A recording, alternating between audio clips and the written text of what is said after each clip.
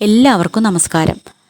നമ്മളിൽ പല ആളുകളും പലതരത്തിലുള്ള ബുദ്ധിമുട്ടുകൾ അനുഭവിക്കുന്ന ആൾക്കാരുണ്ടാവും. അതിലേറ്റവും നമ്മുടെ പ്രയാസം നിറഞ്ഞൊരു സമയം എന്ന് പറയുന്നത് ശനിദോഷകാലം തന്നെയാണ്. നമുക്ക് ആ സമയത്ത് ഒന്നൊന്നായിട്ട് ചില ആളുകൾക്ക് കേട്ടോ, എല്ലാവർക്കും ഇങ്ങനെ ആവണമെന്നില്ല.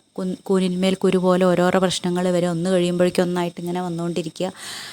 ചിലർക്ക് ഇതൊന്നും അനുഭവിക്കേണ്ട അവസ്ഥയുണ്ടാവില്ല. അവരുടെ ഭാഗ്യം കൊണ്ട്, അവർ ചെയ്ത സുഹൃതം കൊണ്ട് അതങ്ങനെ മാറിപ്പോവും. അങ്ങനെയുള്ള ആൾക്കാരുണ്ട്. ചിലർക്ക് വളരെ ചെറിയ പ്രശ്നങ്ങൾ മാത്രമേ ഉണ്ടാവുള്ളൂ. ഓരോരുത്തരും വ്യത്യസ്തരായിട്ടുള്ള ആൾക്കാരാണല്ലോ. അപ്പോൾ നമ്മൾ അനുഭവിക്കുന്ന കാര്യങ്ങളും വ്യത്യസ്തമായിരിക്കും. അപ്പോൾ ഇങ്ങനെയുള്ള ആളുകൾ നമുക്കിപ്പോൾ എല്ലാ ദിവസവും ഒരുപാട് സമയം പ്രാർത്ഥനയ്ക്ക് ഇരിക്കാൻ സമയമില്ലാത്ത ആൾക്കാരായിരിക്കും. പല പ്രശ്നങ്ങളുള്ള ആൾക്കാരായിരിക്കും. ഈ ഒരു ശനിദോഷ കാലത്ത് നമ്മൾ തീർച്ചയായിട്ടും എല്ലാ ദിവസവും രാവിലെ വിളക്ക് കൊളുത്തി ഗണപതി ഭഗവാനെ പ്രാർത്ഥിച്ചതിന് ശേഷം നമ്മുടെ ദേശാധിപതിയായിട്ടുള്ള ദൈവം ആരാണോ അദ്ദേഹത്തെ പ്രാർത്ഥിച്ചതിന് ശേഷം നമ്മുടെ കുടുംബദൈവത്തെ കുലദൈവത്തെ പ്രാർത്ഥിച്ചതിന് ശേഷം ശനീശ്വരായ നമ എന്ന് ഒരു 108 തവണ ജപിച്ച് നോക്കൂ. സ്ഥിരമായിട്ട് ജപിക്കുക. അതുപോലെ തന്നെ ശനിയാഴ്ചകളിൽ അയ്യപ്പൻ്റെ അമ്പലത്തിൽ പോയിട്ട് എല്ലാ അയ്യപ്പ ക്ഷേത്രങ്ങളിലും എള്ളുതിരി ഉണ്ടാവും. എള്ളുതിരി കത്തിക്കുക. അതുപോലെ നെയ്വിളക്ക് ചെയ്യുക. അല്ലെങ്കിൽ അയ്യപ്പനൊരു മാല കെട്ടി സമർപ്പിക്കുക. പായസം വഴിപാടാക്കുക. നീരാഞ്ജനം വഴിപാടാക്കുക. ഇതൊക്കെ നമുക്ക് എല്ലാം കൂടി ഒരുമിച്ച് ചെയ്യണം എന്നില്ല. നമ്മളെക്കൊണ്ട് ഏതാണോ ചെയ്യാൻ സാധിക്കുന്നത് ആ കാര്യം ചെയ്യുക. ആ ഒരു വഴിപാട് മനസ്സിരുത്തി ചെയ്യുക. ഭഗവാനെ നല്ലോണം വിചാരിച്ചിട്ട് ചെയ്യുക. നമ്മളൊരു നെയ്വിളക്കേ വെക്കുള്ളൂ എങ്കിൽ പോലും, അല്ലെങ്കിൽ ഒരു എള്ളുതിരിയെ സമർപ്പിക്കുള്ളൂ എങ്കിൽ പോലും അത് ഭഗവാനെ നല്ലോണം മനസ്സിൽ വിചാരിച്ച് നല്ലോണം പ്രാർത്ഥിച്ച് ചെയ്യുക.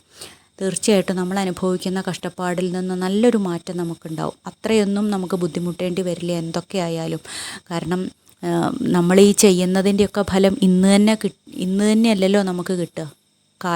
പോകെ നമുക്ക് ഏറ്റവും നല്ല സമയം ഉണ്ടാവും. അതിനുവേണ്ടി നമ്മൾ പ്രാർത്ഥിക്കുക. നമ്മുടെ ഓരോരോ പ്രാർത്ഥനയും ഭഗവാൻ കേൾക്കുന്നുണ്ട് അല്ലേ.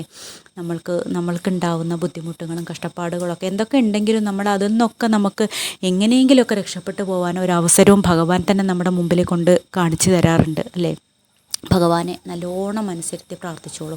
അതുപോലെ ശനിയാഴ്ച അയ്യപ്പ ഭജനം വളരെ വിശേഷമാണ്. ശനിദോഷത്തിൻ്റെ സമയം അനുഭവിക്കുന്ന ആൾക്കാർ, ശനിദോഷകാലം അനുഭവിക്കുന്ന ആൾക്കാർ അയ്യപ്പ ഭജനം വളരെ വിശേഷമാണ്. അയ്യപ്പനെ നല്ലോണം പ്രാർത്ഥിക്കുക. ഇത്രയൊക്കെ എന്തെങ്കിലും കാര്യങ്ങൾ നമ്മുടെ ജീവിതത്തിൽ എപ്പോഴും നമ്മൾ ശീലമാക്കണം.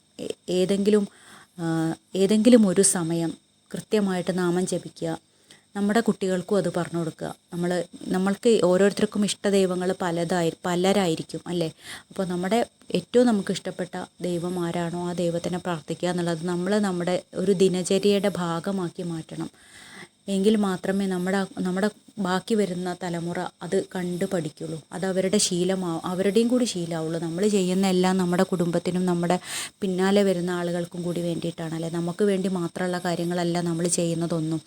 അപ്പോൾ തീർച്ചയായിട്ടും നമ്മൾ നല്ലത് പറഞ്ഞു കൊടുത്താൽ മാത്രമേ നമ്മുടെ പിന്നാലെ വരുന്ന കുട്ടികൾ, നമ്മുടെ മക്കൾ, അവരുടെ മക്കളൊക്കെ ഏറ്റവും നല്ല രീതിയിലുള്ള ഒരു ജീവിതം കെട്ടിപ്പടുക്കാൻ അവരെ കൊണ്ട് സാധിക്കുള്ളൂ.